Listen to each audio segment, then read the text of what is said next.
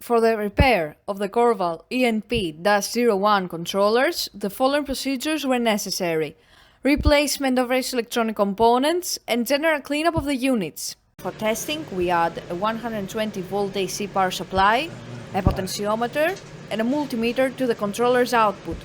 We manipulate the input signal with the help of the potentiometer, and we can see that according to the process variable and the set point, the unit responds accordingly and the contacts open and close, as seen by the buzzer of the multimeter.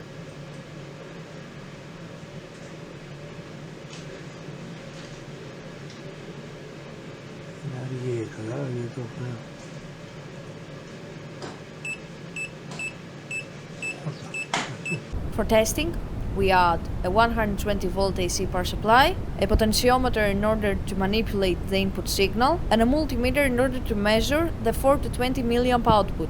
By manipulating the potentiometer, we can see that the unit responds accordingly and outputs the 4 to 20 mA output signal according to the set point and the process variable.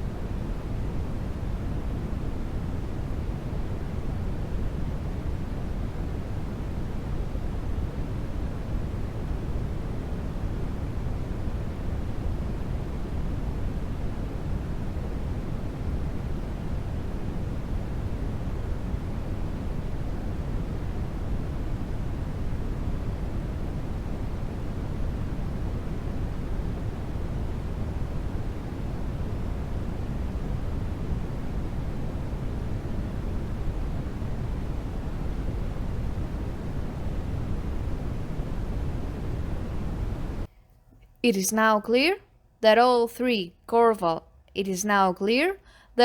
controllers are working successfully and are ready to be delivered to the customer.